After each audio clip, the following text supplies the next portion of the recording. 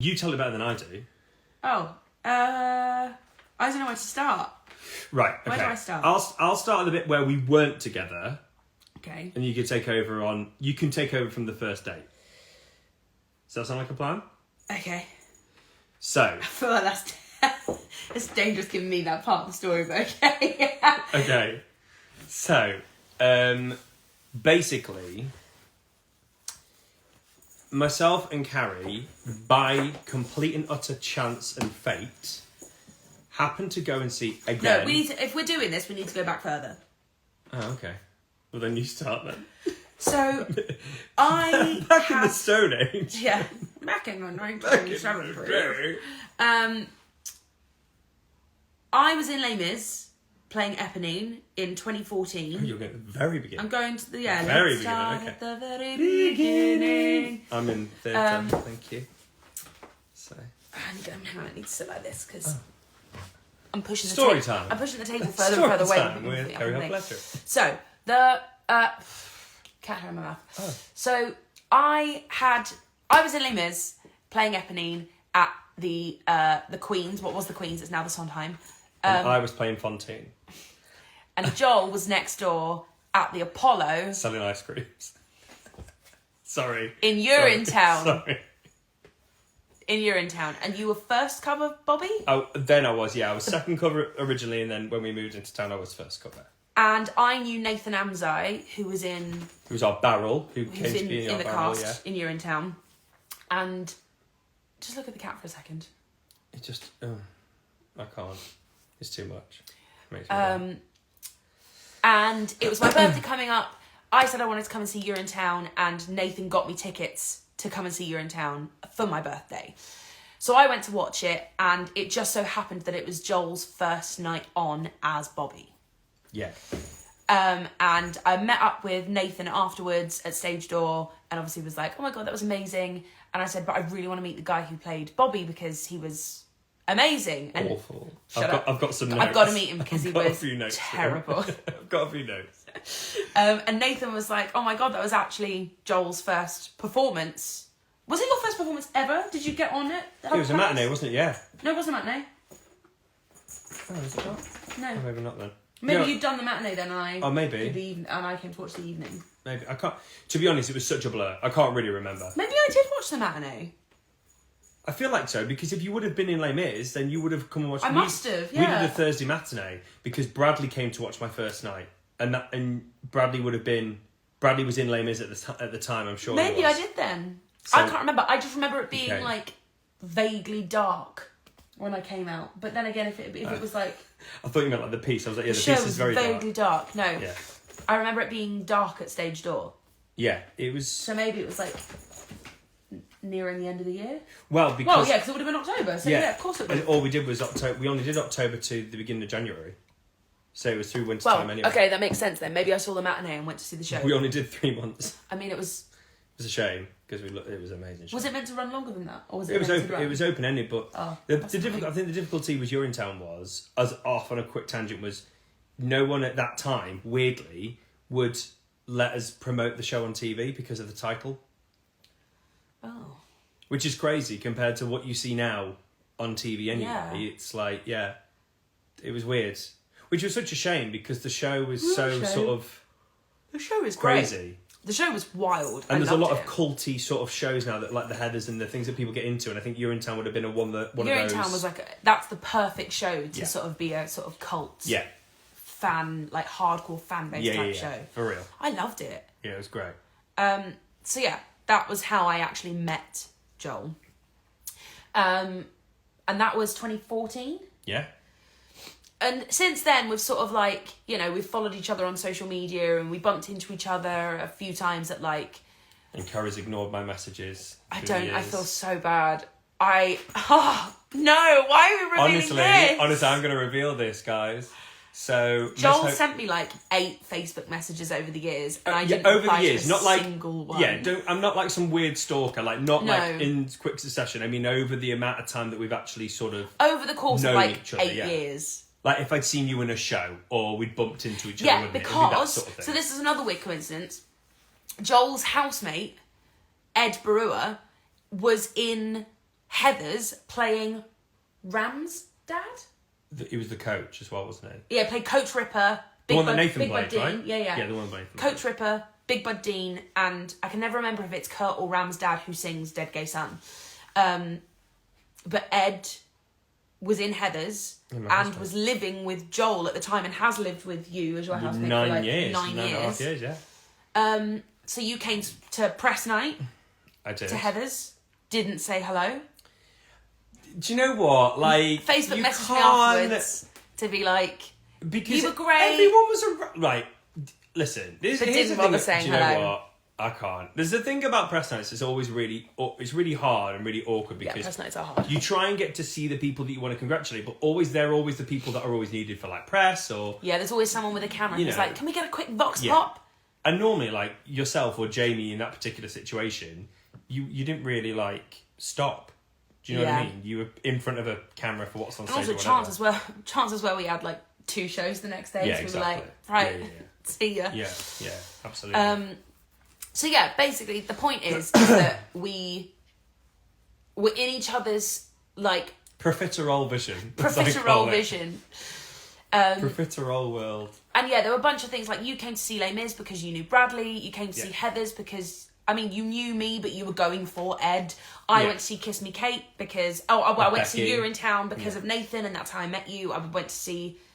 It's kind of like anything, isn't it? Oh, sorry. It's kind of like anything, though, isn't it? You kind of get to know each other through other people or through the industry, and you just end up bumping into each other Yeah. randomly. Like, you're not like friends, but you're sort of acquaintances, Yeah. and you are able to go, oh, hi, and have a conversation and not just But be the thing weird. is, in like the theatre industry, enough of those moments happen where you bump into someone enough and talk to them enough at random events where you haven't actually organised to hang out. You do that enough to the point where you're like, yeah, we're friends. Yeah, you You're do. like, Yeah, I've hung out with them enough and like talked to them enough at random events that I know enough about them and they Yeah. know enough about me for me to go, yeah, we're mates. Yeah. We're mates. We don't go horseback riding and go for long walks through the woods and braid each other's hair, but I know... Do we not? Oh. Well, now we do. No, now we do. You braid my lovely short hair. So, carrying on from that story, we bumped into each other a few times. However, I'd never got each other's number. We'd never actually got each other's number.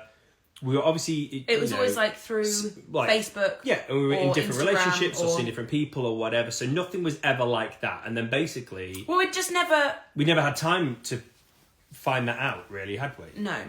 And also, like I said, we were always either in a relationship or seeing someone else, so we would never do that. But I don't think...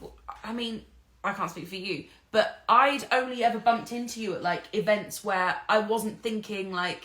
Yeah. Oh, a potential... Yeah. Suitor. A suitor might be here. Potential suitor. You know what I mean? Yeah, exactly. Like, you were always just... Joel. Joel. Just Joel. Just Joel. Yeah, you still are. Joel. And so basically, we ended up going to see School of Rock together in Wimbledon to see our friends Becky Locke and Matt Rowland, who was in the show, and a few people. Well, I in didn't know the Matt show. then. You didn't know Matt, but then you worked with his other half chef, didn't you? I did. So completely by chance. And then basically we sort of just saw each other at stage door. And then we just started sort of messaging on Instagram, didn't we? Just Yeah, like, well, you messaged me to say it was like really nice to see you. And like you're always one of those people that's like I'm always really pleased to see just because you're a really lovely like human. I remember bumping into you outside of the Umbrella Rooms once.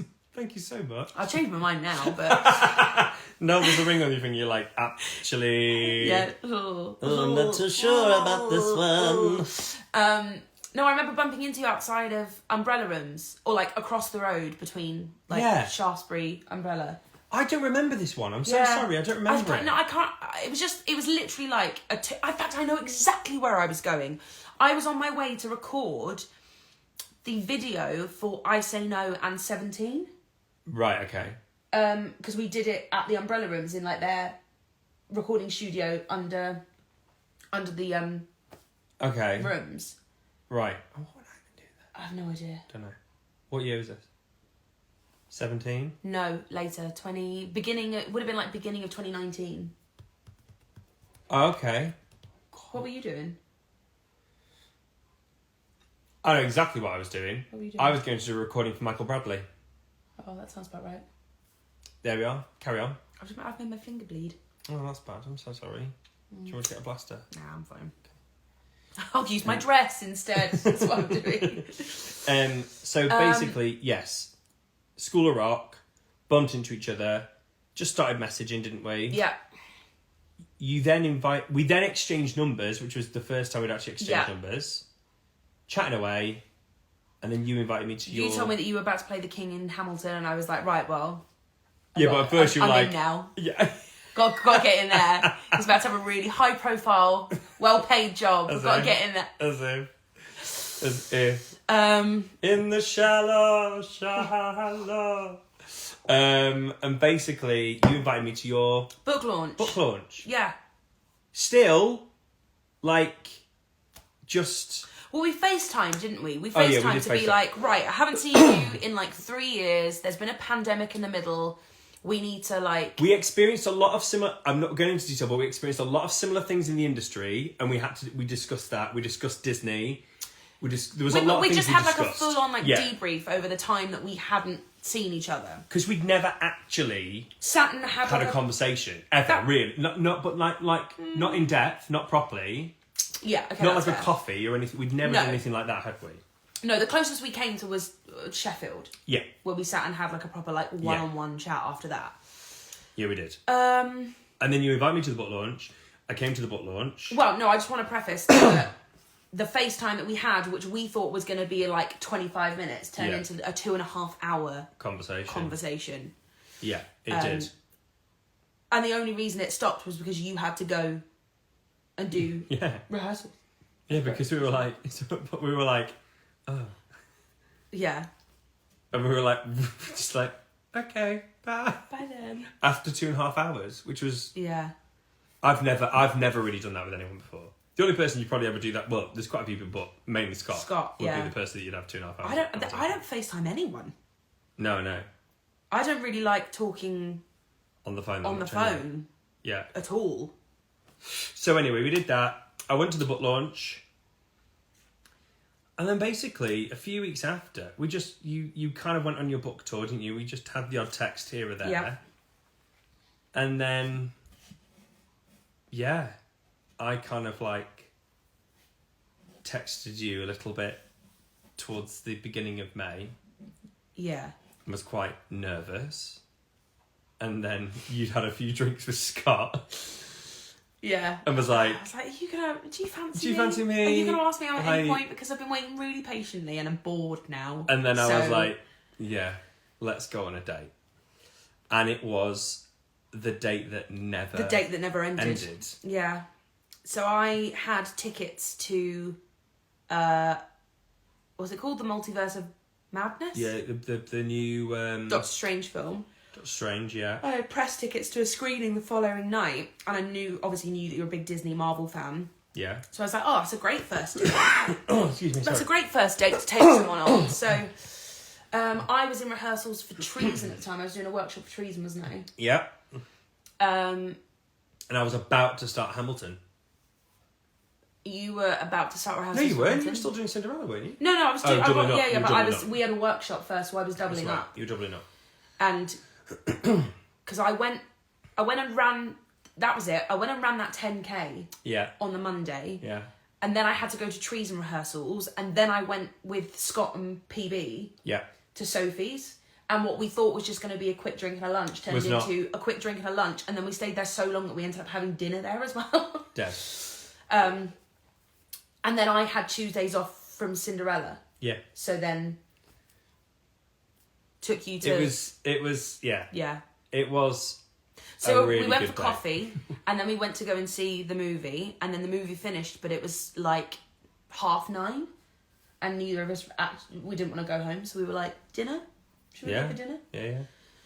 So we went to Balance. And the rest is history. That was how it started. And in seriousness, it kind of never really ended. No.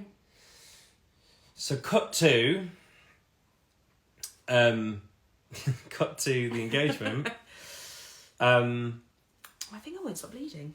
There's no doubt about it that I knew. Like I knew, I think within the first, well, Yeah, I just knew. It doesn't even matter when I knew. Yeah. And I think you kind of did. I don't know. Do we go in? I don't know if we go into this. I don't know either. Because people just, I don't know. Anyway, the fact is, I knew this was the person I wanted to spend the rest of my life with. So I put the wheels into motion, and I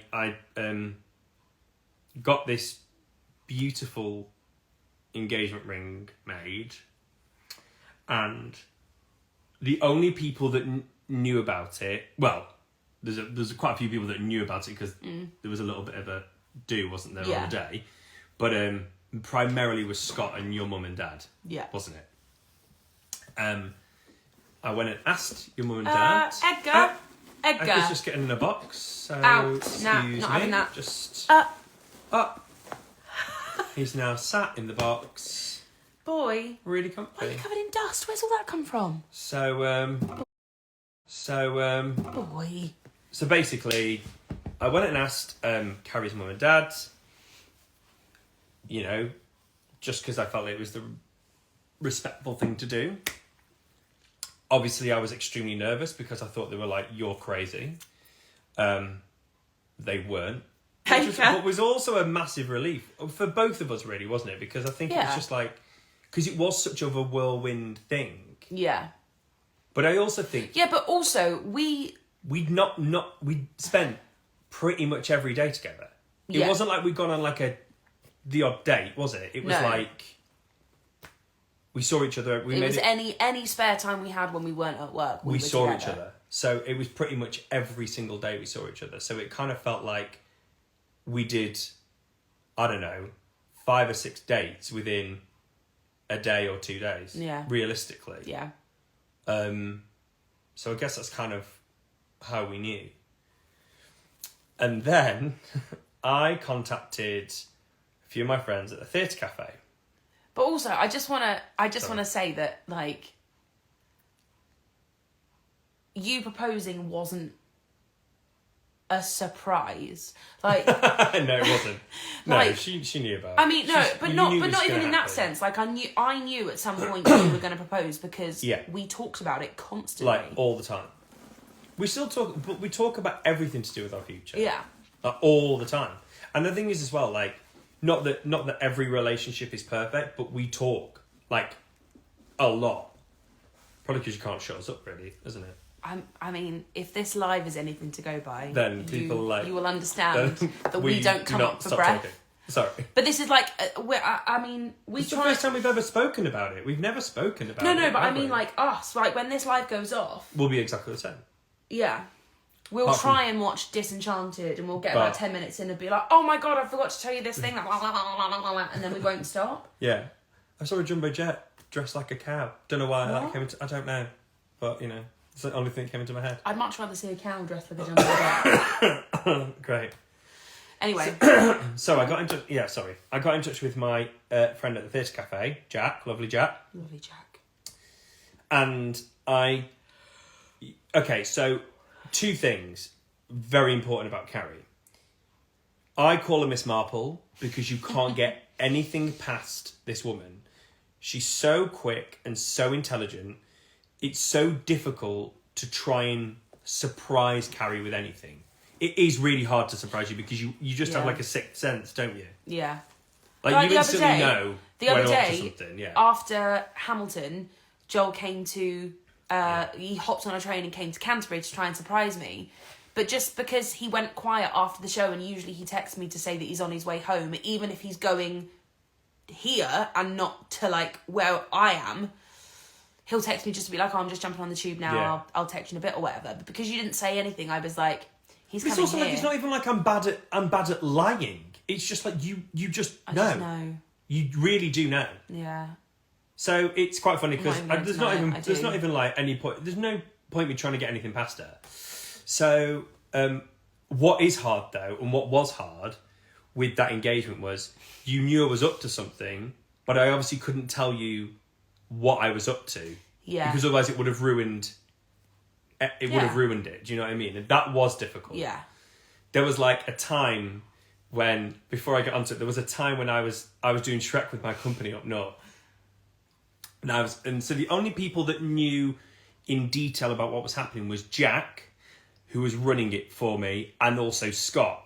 And at the time, we basically asked Carrie to do a fake promotional tool, really, for the theatre cafe, for the They wanted me to do a theatre cafe YouTube video. Yeah. Which was going to be a treasure hunt through the London's West End. Yeah. So basically, that was the premise. Was I would get Carrie to go to different theatres, and she'd have a clue, and she'd end up at the final theatre, and that's where I would propose to her. But obviously, because Carrie has this like sixth sense of an ether, she's like, this isn't right, something's wrong here. So she starts... Well, it was because you said that you were... First, right, clue number one. Joel had said that he was going to be... hard, You tried. Joel said that he was going to be recording with a friend on an afternoon that we could have spent together. And that's just not like Joel. If there's an afternoon that we can spend together, no matter what he's asked to do, he will just say no and we will spend the afternoon together. Well, because we barely get... any time together. I genuinely think, even with our social media and stuff, people don't understand, like, we've had 3 days together since you got back from Florida. Like, 3 days. Yeah.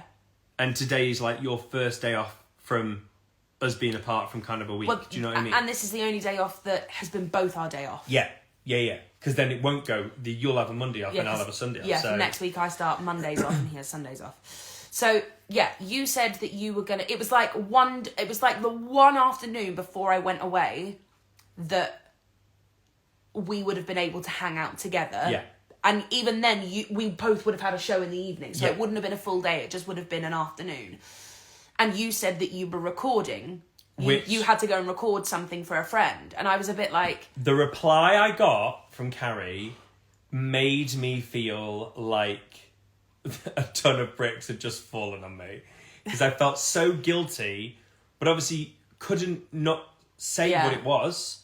So I then had to text Scott and be like, Scott, please help me for the love of God, because she's not going to do this. So we've gotten confused. So I knew that you wouldn't give up an afternoon. That specific afternoon, it was like our last afternoon off before I went away. I knew you wouldn't have given it up for nothing. So either the recording was like uber important, but you hadn't said it was, or something was going on that I wasn't meant to know about. Yeah. So I was like, okay, the right latter. Then. She obviously guessed. So then... You still didn't know what it was, in fairness. Even if you would have thought it... Even if you thought, oh, he's going to propose to me, you still actually did not know what it was. No. And also in my head, I don't think I ever would have gone, he's definitely proposing, because then I would have gotten my hopes up. And then if it would have happened, you would have been... because also, it was your 30th anyway, so it could have just been... So it could have just been a nice meal or something, or a party. Yeah, exactly. But the other thing was that you'd said the recording that you were doing was from 9:30 till 12:30, and when I got my email through from the theatre cafe to say they wanted me to do this promotional video, it was from 9:30 to 12:30. So I was a bit like, that's... I also didn't know that. Feels like... Actually, I didn't know Jack had put that. I was like, that feels like a bit too much of a coincidence. I didn't know he put that. So I was like, I wonder what happens if I just say no. So she said no. So I said no. I was like, what? I mean, my soul... I was like, well, it's my... If Joel's going to be doing recording, then I would rather just spend that time at home. Do you know what it was? It was getting stuff sorted and packing. It was the text that went, oh, okay. And I knew, I could literally hear her say it. Oh, okay, well, I've just said no to this theatre cafe thing, so I might as well go and do that then. And I was like, oh... It was like a dagger. I was just like, oh my God, if only you knew. So anyway... Oh, yeah, that was it, because it was that way round. I got asked to do the theatre cafe thing and was a bit like, I don't really... Yeah, you don't want to do it. That doesn't... I don't think I want to do that because it's an afternoon off that I'm meant to be having with you. And then I said, I'm going to say no. You said, oh, well, I've got a recording session from on that day anyway at the same time, so you might... And I was like, oh, all right, well... Because it kind of like... You made me force my arm to go, I have to tell her something. Yeah. that I'm not available. Yeah. But I said I might as well just do it then. But then about half an hour later, I was like, I don't want to do it. Actually, I don't think I am going to do it. I'd much rather just have the afternoon off. So then all of a sudden, I think it was like the next morning, I had a message from Scott saying, I've just had this message from the theatre cafe and they want us both to do this like treasure hunt thing through the West End. So you sort of knew that it was something, but well, you just I didn't know exactly screenshotted what it that was. and sent it to Joel and said, I know you're behind this. I was like, I know this is I'm you. not, baby, I'm not behind it. And I was like, I can't lie, but then I could not categorically tell you. Yeah, no, of course Otherwise you it would have couldn't. ruined everything. It would have Anyway. ruined it, yeah. So, ending, Carrie ends up doing it with Scott. So Scott and Carrie end up doing this treasure hunt. Can you just pause for a second? My finger won't stop bleeding. I need to go and get a plaster. Okay. I'm so sorry. Shall I just freeze? Yeah. Shall I slowly carry on? Slowly carry on. Slowly carry on. So basically, ladies and gents, while Carrie's gone to get a plaster, I got in touch with the theatre cafe, and then we basically devised this treasure hunt, which firstly I've got to thank the theatre cafe, and I've also got to thank all the theatres that helped me out, because every theatre that Carrie went to meant something to Carrie. So I will sort of delay and I'll kind of let her tell you, because she was there. I was actually just stressing, sweating, just the whole entire time, because I wasn't with her. So I was at the last venue and Scott was with Carrie and Jack and the team. So it was like a whole team of, there was Danny with the camera was there. He was taking photographs. We had Jake there, who was the videographer. So it was definitely set up like it was a proper theatre cafe promo thing, because that was the whole idea. I think she's back, and then she can tell you the rest. Where did you get to? I said it's the whole premise. It was the whole theatre. So do you want to tell people sort of where you started and what happened? My breath is running up the stairs. I have a plaster now. Where did you get to? I've not even started on what it was. So you started. Where did you start? We started at the Palladium. So basically, huh? No, I did not. So basically, we had to be there at 9:30. So Scott and I turned up. We went to a prep, got coffee round the corner from the Palladium. Livid, weren't you? Livid. You were a little bit angry, weren't you? Because it was so early. Oh, it was so early. So early. I mean, it's not early, but for someone who works in theatre, and I was working in Kingston at the time as well, so I wasn't getting home until 1:45 every morning. It was a lot. So to then be told that you need to be up at 7:30 to leave your house to leave your house at 8:30. Well, 8 to be somewhere for 9:30. But it was the end of your run. It was only three shows left. So it was the end of your run. So yeah. So then we met. So this is what threw me off, where I was like, oh, maybe I am wrong, mate, because this seems very official. So there was a videographer. I said that. So it was the videographer, videographer, Jake, the photographer, yeah. And then there was Danny with a camera, and then he had a couple people as well who also were like on his like photography team taking pictures as well. There was Jack, who was like directing the whole thing, and every clue had like a theatre cafe logo on the back. It was like properly printed. I did that. So I was like, maybe this is like way that. too official. But also, we got to the Palladium and we were like let into the Palladium, and we went. Someone opened up front of house for us.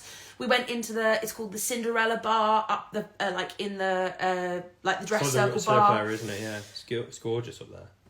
And that's where the first clue was. And the first clue then sent us over to the Prince Edward's Theatre, where I did Mary Poppins. And I was a bit like, oh, okay, that's another theatre I've worked in. Maybe that's just the theatre cafe. Yeah, but also could have been theatre cafe because you've done shows at those. Or it's Joel sending me around theatres that I have worked in as like a sentimental I thing. was actually going to do the Apollo because it was the first place that we met. Oh, that would have been cute. I wasn't able to. Yeah. Because I'd run out of time. I was scared of running out of time. Yeah. That was why. But we went to Prince Edward's, and that was actually really emotional because I got to go backstage into the kids' dressing room. And it wasn't the same dressing room that I was in when I was a kid, but just seeing all of like the Jane Banks hats up on the wall like made me super emotional.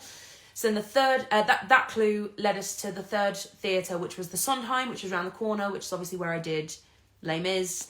And the clue was on the sound desk at the back of the stalls. That led us over to the other palace. So we jumped in a cab.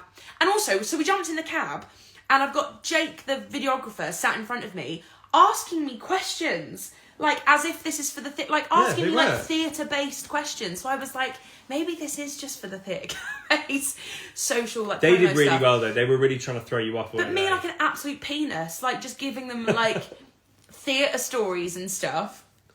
So back in my day when I worked at the Palladium in felt 1842. Someone called me Mother Veronica the other day, and I've never felt older.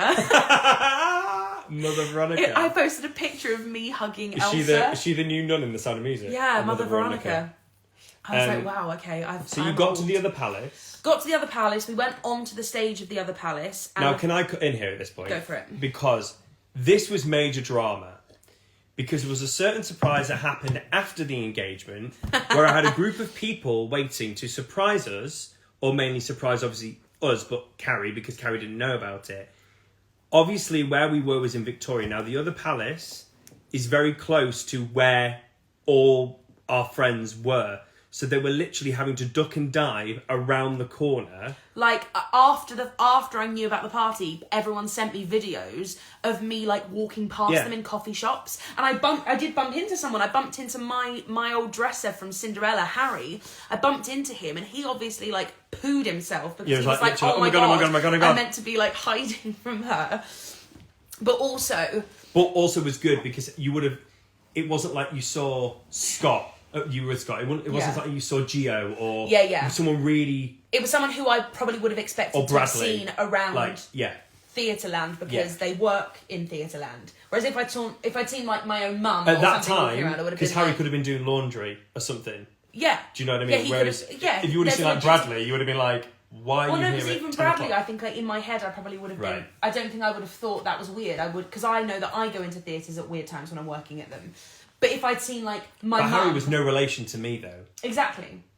So that's why I just I used Bradley as an example because you would have maybe twigged. Oh, maybe. Do you know what I mean? But I think if I see anyone who's like vaguely theatrical, I know if they've got a theatrical job around Theatreland, I'm gonna go. Yeah. I'm not gonna go. That's weird. But if I'd seen like my mum or my brother, I would have been like, "What the hell are you doing here?" Well, thank God for your hair.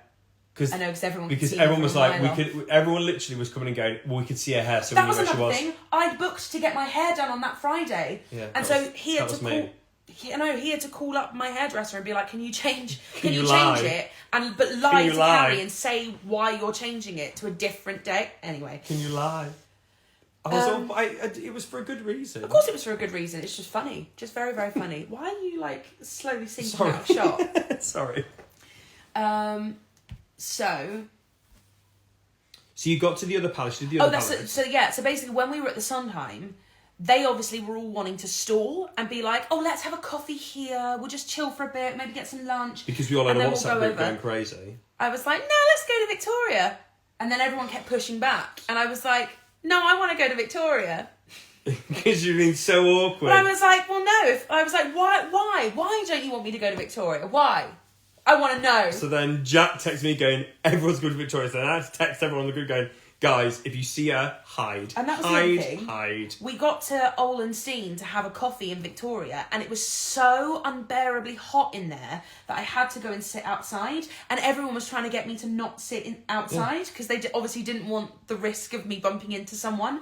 But I was like, guys, I'm dripping with sweat. Honestly, I'm so hot right now. I need to go and sit outside. She could have been any more awkward if I didn't need to do that though. That was me just genuinely being so warm. You went for the other palace, and so basically, she ended up at the Victoria Palace where Hamilton is because every theatre that you'd gone to meant something to you. However, the last one, obviously, you would have guessed it was sort of something to do with me. However, you didn't know why you were there. Yeah. Really, did you? Well, yeah. And then I proposed to you there. Yeah. At the Victoria Palace. Yeah. I won't say how, because I think that's ours. That's ours. But that's where I proposed. It was wonderful, it was lovely. And like I just said before, a massive shout out to the theatres and I the Theatre honestly Cafe. can't believe how many people were involved. There were and so many helped people involved that make did it that, happen. and it was amazing. It was so wonderful. I'll never be able to thank them enough, actually, for what they did, including all the staff at Hamilton as well, because they were just amazing, weren't they? Like Incredible. Martin and Joe and all those guys who helped me do that. And then we went to a little place after, didn't we? Where I'd said we sorted a meal. Yeah, you were like... Scott and Jack sort of dived out. Yeah, you were like, saying everyone's going to go off and have a little break and we're going to go and have, Just have a meal. We're going to go and have a our meal just time. us. I lied. It I had wasn't- all it was- of my family, Carrie's family, all of our friends in a little place. Surprised her. It was just... Yeah, it was a great. really, really cool day. I just felt so... That, like... Because obviously the proposal, I kind of had an inkling, so... Yeah, but you had no clue. I had about no... it. I had no clue how you were going to propose. So that was obviously a surprise. But I was sort of like semi-prepared for it. And also because we talked about it so much, I knew it was coming at some point. Yeah.